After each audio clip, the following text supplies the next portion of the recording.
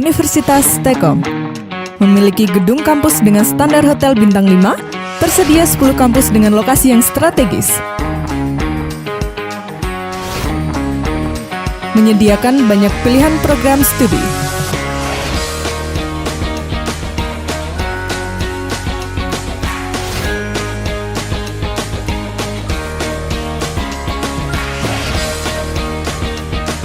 Setiap kelas dilengkapi dengan sarana dan prasarana penunjang pembelajaran yang terbarukan, sehingga proses pembelajaran di Universitas Telkom terjamin kualitasnya.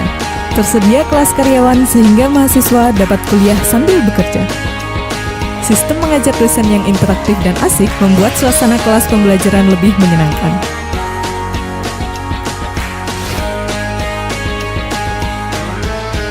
Universitas Telkom, kuliahnya menyenangkan.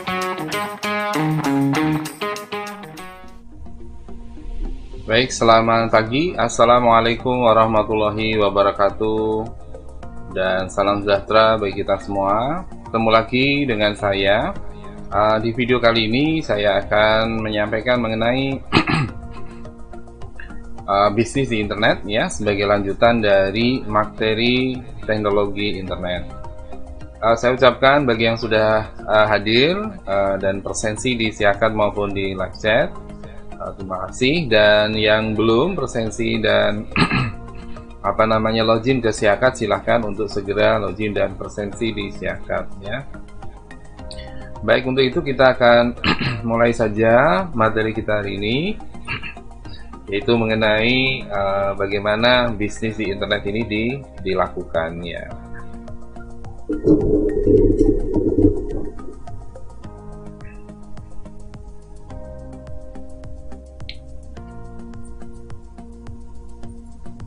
Nah, jadi bisnis di internet ini merupakan bagian dari teknologi internet saat ini ya, di mana internet bisa digunakan sebagai alat ya, atau sebagai media untuk melakukan transaksi bisnis ya. Nah, di sana juga beberapa model bisnis ya, itu bisa dilakukan ya tanpa ada batasan jarak dan waktu ya, sehingga bisnis di internet ini sekarang ini mulai mengglobal ya. Bahkan individu pun sekarang juga sudah bisa melakukan bisnis di internet ya, meskipun dia tidak memiliki tempat untuk usaha dan sebagainya. Mereka bisa melakukan bisnis itu secara online ya, menggunakan internet. Nah, kita kenal terlebih dahulu dengan e-commerce ya. Nah, sebenarnya e-commerce ini adalah istilah electronic commerce ya. Jadi perdagangan secara elektronik. Perdagangannya ini adalah konsep yang sudah ada sejak dulu ya. Nah, namun dengan adanya elektronik ya, maka media baru muncul ya, sebagai alat untuk melakukan transaksi ya, atau sebagai alat untuk menjual produk, dan sebagai alat untuk bisnis e-commerce secara umum ya. Nah, perdagangan itu sebenarnya adalah kegiatan yang dilakukan manusia sejak awal dari peradaban ya. Jadi sejak awal peradaban manusia itu sudah ada perdagangan, meskipun mungkin saat itu belum menggunakan mata uang ya, dengan model sistem barter ya, perdagangan itu bisa dilakukan ya. Nah, sejalan dengan perkembangan manusia, cara dan sarana yang digunakan ini bertambah ya. Jadi senantiasa bertambah, senantiasa berubah ya. Jadi sarana yang dipakai untuk perdagangan itu waktu demi waktu senantiasa berubah. Nah, bentuk perdagangan yang sekarang ini yang sudah merambah pada media elektronik ya, kita kenal sebagai electronic commerce, yaitu perdagangan yang menggunakan media elektronik, sehingga pertemuan antara customer dan merchant-nya ya, itu bisa dilakukan tanpa harus bertatap muka ya, sehingga semuanya bisa dilakukan secara elektronik ya, menggunakan media internet. Nah, pengertian dari e-commerce sendiri gitu ya, atau sering disebut dengan perniagaan elektronik gitu ya, ini adalah sebuah bagian dari elektronik bisnis ya, yaitu bisnis yang dilakukan dengan menggunakan media elektronik ya. Jadi bisa disebut sebagai bisnis di internet ya. Nah, secara umum e-commerce ini bisa didefinisikan sebagai segala bentuk transaksi, perdagangan, barang atau jasa, ya, trade of goods and service, ya, dengan menggunakan media elektronik. Nah, selain dari yang telah disebutkan bahwa kegiatan perdagangan tersebut merupakan bagian dari kegiatan bisnis secara umum, ya, karena bisnis itu kan luas sekali ya. Nah, salah satu bentuknya adalah sebuah perdagangan. Nah, perdagangan yang menggunakan internet adalah perdagangan elektronik, sehingga e-commerce is a part of a business. Jadi e-commerce itu adalah bagian dari e-business.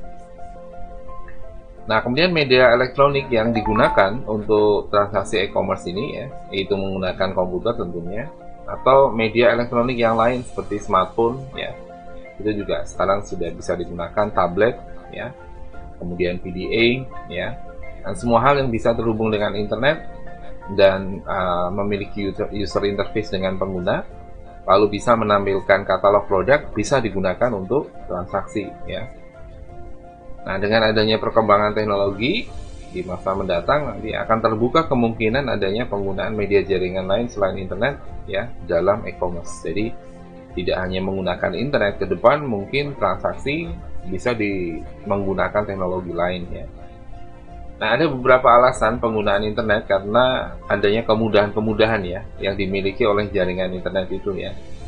Yang pertama, bahwa internet itu sebagai jaringan yang publik dan sangat besar gitu ya, huge and widespread network ya. Jadi jaringan cukup besar karena apa, mendunia, mengglobal ya, tidak ada batasan ya, asalkan terhubung ke internet ya. Kemudian backbone-nya terhubung juga ya, yang menghubungkan antar benua, antar negara ini terhubung, maka bisa diakses ya.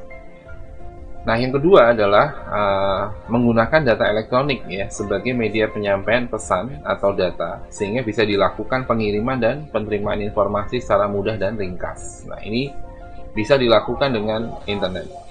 Jadi cukup satu kali menulis kode produk, nama produk ya, atau deskripsi dari produk, bisa digunakan seterusnya. Kecuali memang ada perubahan, maka cukup dilakukan perubahan untuk mengupdate informasi ya. Yang ketiga adalah e-commerce sebagai kegiatan bisnis yang menyangkut konsumen. Ya, jadi harus ada konsumen karena konsumen ini tulang punggung dari perdagangan ya. Tidak ada konsumen ya produknya tidak laku, tidak ada yang membeli ya.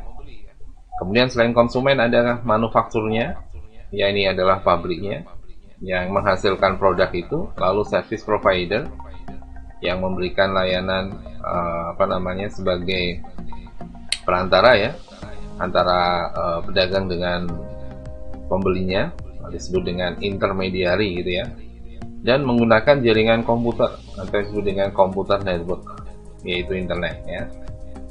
Nah, ada sebuah pernyataan dari seorang ahli namanya Julian Ding ya di buku e-commerce-nya, yaitu Law and Practice, mengemukakan bahwa e-commerce itu sebagai satu konsep yang tidak dapat didefinisikan karena e-commerce memiliki arti yang berbeda bagi orang yang berbeda.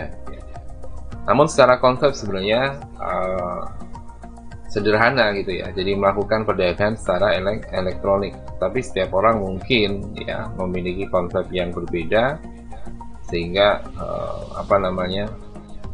artinya juga berbeda dan pemahamannya juga berbeda. Nah, sementara menurut David Bohm, e-commerce is a dynamic set of technology, application, and business process that link enterprise, consumer, and communities through electronic transaction and the electronic exchange of goods, services, and information. Nah, ini David Bohm menyatakan bahwa e-commerce itu adalah suatu set teknologi yang dinamis, aplikasi dan proses bisnis yang menghubungkan perusahaan, kemudian konsumen dan komunitas melalui transaksi dan pertukaran elektronik suatu barang, layanan, dan informasi. Ya, ini pengertian yang paling umum ya dari David Bohm. Kemudian e-commerce ini juga digunakan sebagai transaksi bisnis ya antar perusahaan yang satu dengan perusahaan yang lain, antara perusahaan merchant dengan pelanggan atau customer, atau antara perusahaan dengan institusi yang bergerak dalam pelayanan publik. Nah, jadi bentuk-bentuk e-commerce ini bisa bermacam-macam, ya. Namun yang sering kita pahami bahwa e-commerce ini ya perdagangan elektronik antara merchant dengan konsumennya, ya, antara toko dengan konsumennya atau antara perusahaan dengan konsumennya, itu ya. Nah, bagaimana kita melihat sistem e-commerce ya? Jika diklasifikasikan atau dikelompokkan, sistem e-commerce ini menjadi 3 tipe aplikasi ya. Yang pertama adalah electronic markets atau EMS. Nah, sehingga electronic market ini adalah sebuah sarana ya yang menggunakan teknologi informasi dan komunikasi untuk melakukan atau menyajikan penawaran dalam sebuah segmen pasar tertentu, sehingga nanti pembeli bisa membandingkan ya berbagai macam harga yang ditawarkan ya. Nah, seperti sekarang ini ya, konsep ini sudah merebak ya di dunia e-commerce pada era ini, di mana banyak sekali produk yang ditawarkan, kemudian ada satu macam produk yang ditawarkan ya bisa diposting ya oleh beberapa merchant ya, mungkin dengan harga yang sama gitu ya, atau harganya ada yang lebih murah, ada yang lebih mahal gitu ya. Nah, jadi kita bisa melihat sebagai konsumen membandingkan ya produk tersebut ya. Apabila produk sama dengan harga yang relatif lebih murah, mungkin konsumen akan lebih memilih produk yang harganya lebih murah ya, dengan catatan memiliki kualitas yang sama. Kemudian bentuk yang kedua adalah electronic data interchange atau yang disebut dengan ED ya.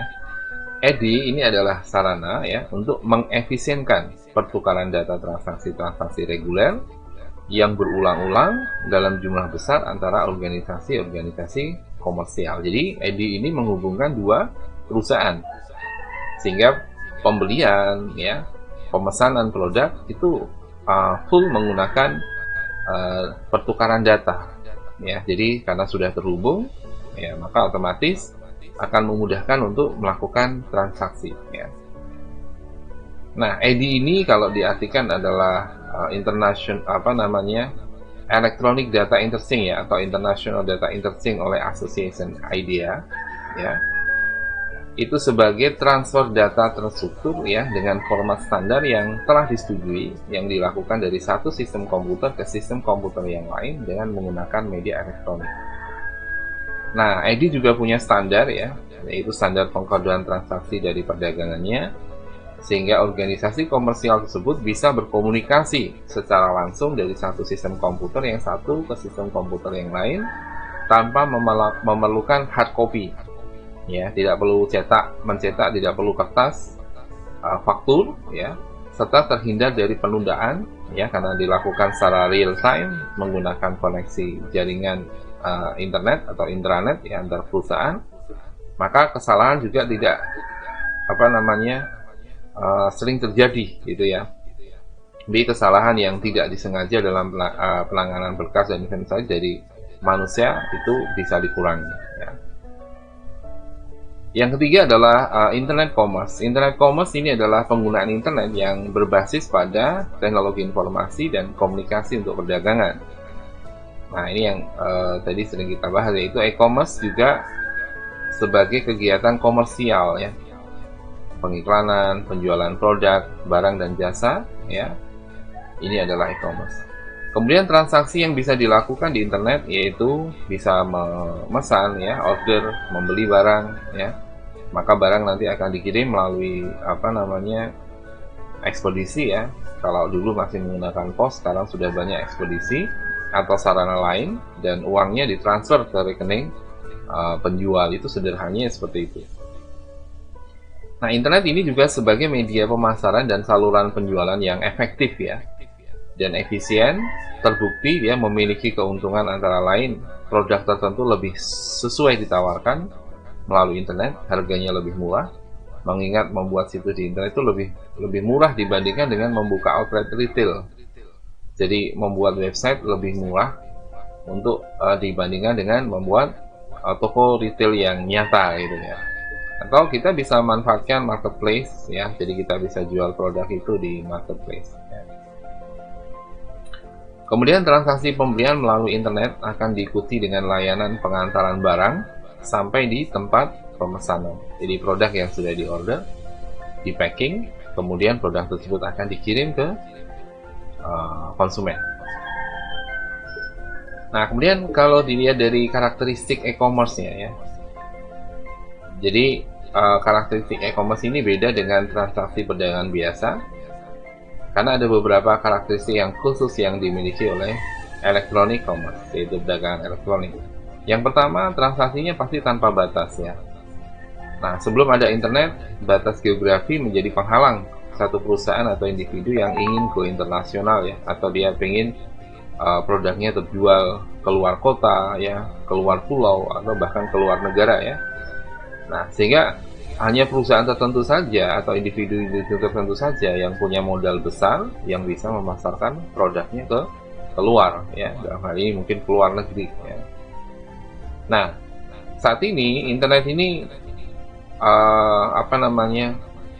sebagai media ya yang bisa digunakan oleh pengusaha kecil, pengusaha menengah untuk bisa memasarkan produknya secara internasional. Cukup dengan membuat situs web atau dengan memasang iklan di situs-situs internet ya, tanpa batasan waktu. Jadi 24 jam akan bisa diakses ya. Jadi tidak ada istilah toko tutup ya, tidak ada istilah iklan tidak bisa diakses ya. Nah, tentu saja pelanggan ini di seluruh dunia ya bisa mengakses situs tersebut dan dia melakukan transaksi secara online. Karakteristik yang kedua adalah transaksi anonim ya. Anonimnya artinya tidak perlu kenali siapa pembelinya gitu ya. Nah, biasanya para penjual dan pembeli dalam transaksi internet ini tidak harus bertemu muka satu sama yang lain. Jadi ini istilah anonimnya ya, jadi tidak diketahui siapa gitu ya. Nah, kemudian transaksi pembayaran diotorisasi oleh penyedia sistem pembayaran yang sudah ditentukan. Bisa dengan transfer, bisa dengan e-money, dengan bisa memanfaatkan kartu kredit, kartu debit ya. Nah, ini bisa anonim ya, mungkin diketahui nama ya, tetapi tidak bisa mengenal langsung siapa sih pembelinya ya. Yang ketiga adalah produk digital dan non digital. Jadi produk yang dijual ya itu bisa digital seperti software komputer, musik ya, dan produk-produk digital yang lain ya, aplikasi atau aplikasi games ya, tools dan lain sebagainya yang bisa di-download ya. Nah, dalam perkembangannya objek yang ditawarkan melalui internet ini juga barang-barang kebutuhan hidup lainnya secara luas ya. Sekarang ini kita bisa lihat ya, banyak sekali bahan-barang kebutuhan hidup kita yang bisa membantu ya kegiatan harian kita ya, kehidupan kita sehari-hari sekarang sudah tersedia di internet. Sangat luas, sangat banyak. Ada banyak pilihan harga juga ya. Nah, ini yang sekarang ini mereka saling berlomba-lomba ya untuk memberikan pelayanan yang terbaik ya kepada para konsumennya. Kemudian karakteristik yang keempat adalah produknya tidak berwujud ya. Jadi produk barang tidak berwujud setelah nanti dikirim ya. Namun ada juga produk-produk yang tidak berwujud seperti data ya, software ya. Ya, wujudnya setelah digunakan ya atau dipakai ya menggunakan perangkat elektronik seperti komputer ya. Termasuk menjual ide ya, konsultasi dengan ahli, konsultasi dengan dokter, konsultasi dengan psikolog ya, ini bisa dilakukan ya. Nah, klasifikasi dari e-commerce sendiri secara umum ya bisa dibedakan menjadi dua ya, yaitu business to business dan business to customer. Nah, business to business ini adalah sistem komunikasi bisnis online ya antara pelaku bisnis, jadi dua-duanya adalah perusahaan. Sementara business to consumer ini adalah mekanisme toko online atau disebut dengan electronic shopping mall gitu ya, yang transaksinya antara e-merchant dengan e-customer ya. Nah, business to customer ini sekarang yang paling banyak ya, paling marak karena berdiri beberapa marketplace yang kesemuanya bisa dibilang transaksinya aktif ya, atau apa namanya, konsumen menaruh minat untuk melakukan belanja atau transaksi pembelian di sana ya.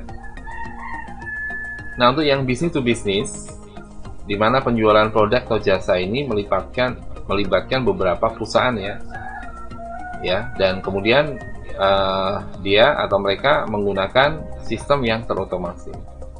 Nah, perusahaan yang terlibat antara lain adalah pemasok, distributor, pabrik, toko, agen, ya, minimarket. Nah, ini perusahaan-perusahaan yang terlibat ya. Nah, transaksi yang terjadi secara langsung antara dua sistem, contohnya misalnya adalah Walmart dan pemasok-pemasoknya, ya, atau supplier-suppliernya, ini menggunakan transaksi sistem secara langsung di antara dua perusahaan ini.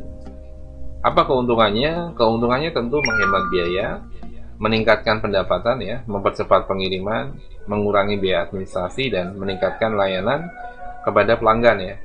Ini menurut Cooper & Ellis tahun 2002. Contoh misalnya General Motor. Ini perusahaan besar ya, menghasilkan produk mobil. Melakukan pembelian suku cadang atau barang habis pakai mengeluarkan biayanya $100 untuk membeli suku cadang dan barang habis pakai. Nah, dengan menerapkan bisnis to bisnis, biaya pemesanan ini akan turun ya sampai $10. Ini menurut Edward and Griffin ya, misalnya di tahun 2003. Ya, jadi 1/10 lebih murah ya dibandingkan dengan kalau menggunakan transaksi secara konvensional. Kemudian untuk yang business to consumer ya. Nah, business to consumer ini interaksinya terjadi antara perusahaan penjual dengan konsumennya. Contoh dari B2C ini ada perusahaan Dell yang menjual produk Dell, Cisco menjual produk-produk Cisco ya, jaringan komputer, local area network, dan Amazon ya. Amazon ini yang menjual produk-produk buku dan beberapa produk lain ya, yang cukup terkenal dan sangat terkenal di dunia. Nah, dalam perkembangannya setelah adanya B2C, sekarang ini muncul C2C, yaitu customer to customer. Nah, ini perdagangan yang terjadi antara person dengan person melalui internet ya. Nah, sekarang ini meskipun belum memiliki perusahaan ya, atau usaha kecil menengah, atau mungkin di bawah itu ya, bisa melakukan transaksi perdagangan elektronik ya, bisa mempunyai toko virtual ya di beberapa marketplace dan dia bisa menjual produk itu. Kemudian ada customer to business ya, ini sebaliknya ya. Ada beberapa situs berinisiasi untuk mendukung bisnis yang berbasiskan konsumen ke bisnis. Contoh Priceline ya. Priceline ini memungkinkan seseorang menjual rumah ke perusahaan Priceline ini ya. Internet sebagai media untuk melakukan transaksinya. Jadi yang menjual adalah konsumen kepada perusahaan, yang dijual adalah rumah. Nah, kemudian mekanisme transaksi elektronik dengan e-commerce itu dimulai dengan adanya penawaran produk dulu ya oleh penjual di sebuah website melalui server e-commerce.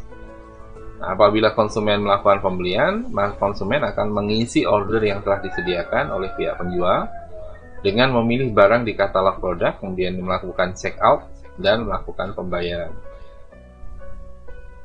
Selanjutnya, cara pembayaran yang dapat dilakukan adalah konsumen bisa memilih beberapa model transaksi ya, bisa menggunakan ATM, transfer, internet banking, transfer, mobile banking, dan SMS banking mungkin ya, bisa juga.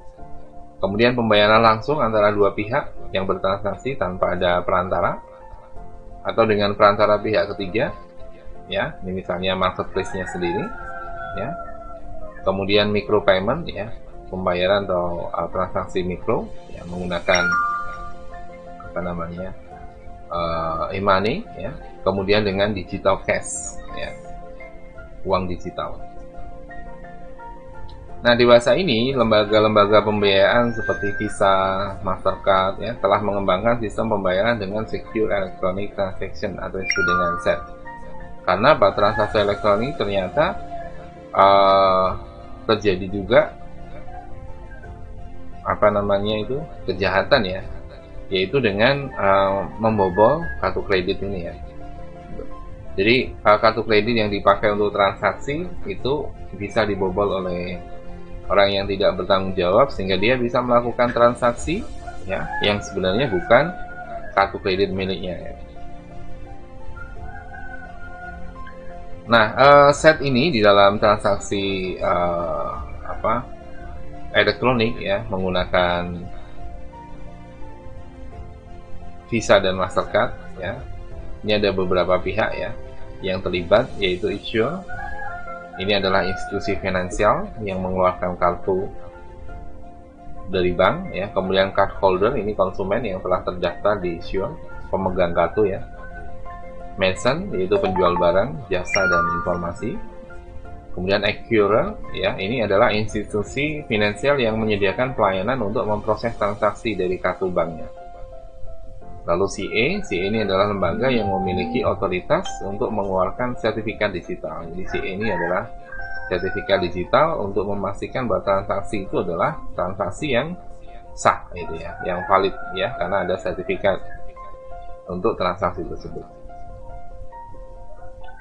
Nah, kemudian transaksi melalui e-commerce ya, baik itu e-customer dan e-merchant itu bertemu ya dalam dunia maya melalui server yang disewa dari internet service provider ya oleh merchant, atau merchantnya sendiri mengelola ya server webnya atau server e-commerce-nya itu ya untuk memberikan layanan kepada konsumennya.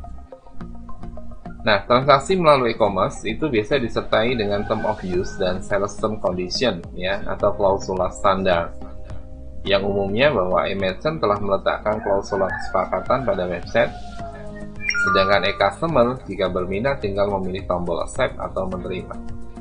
Jadi ada syarat dan ketentuan gitu ya, syarat dan ketentuan yang berlaku untuk transaksi gitu. Nah, kalau itu terjadi antara customer to customer ya, yang memberi syarat dan ketentuan adalah customernya dengan tetap mengikuti aturan dari e-merchant-nya ya. Nah, kemudian untuk penerimaan e-customer melalui mekanisme klik ya.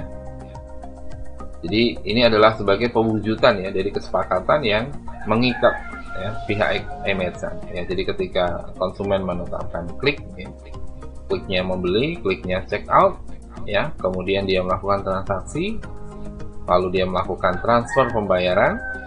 Nah, maka akan mengikat e-merchant-nya untuk transaksi ini ya, sehingga e-merchant harus segera mengirimkan produk yang dipesan ya oleh e-customer ya.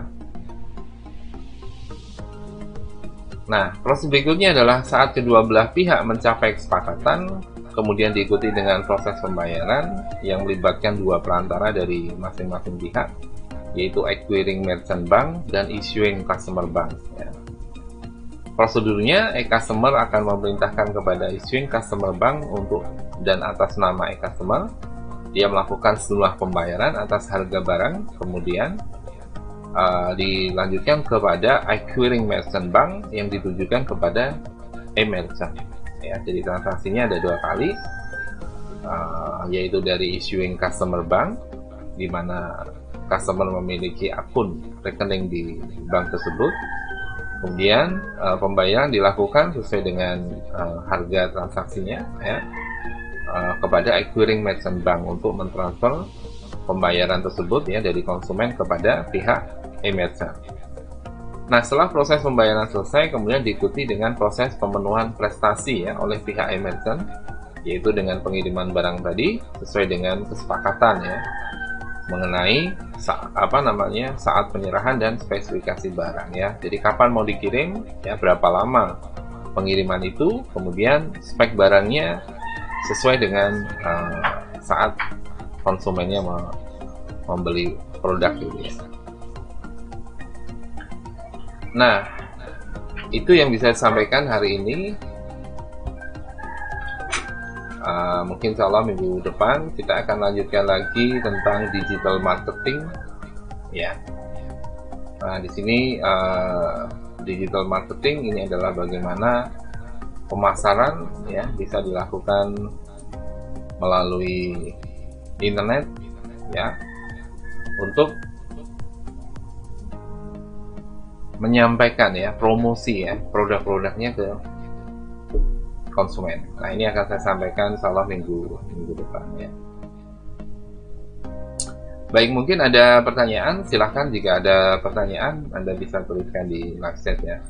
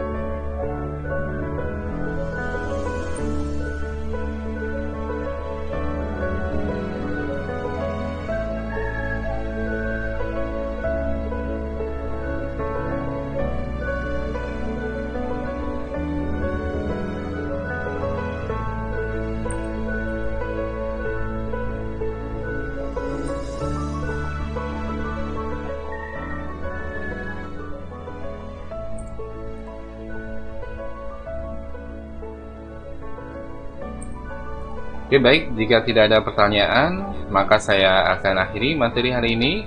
Semoga bermanfaat video yang saya sampaikan. Terima kasih atas kehadirannya. Apabila Anda merasa materi ini bermanfaat, silahkan Anda like. Dan jangan lupa yang belum subscribe, silahkan subscribe. Kemudian klik tombol loncengnya untuk mendapatkan notifikasi jika ada kuliah teknologi internet. Terima kasih, selamat pagi. Wassalamualaikum warahmatullahi wabarakatuh.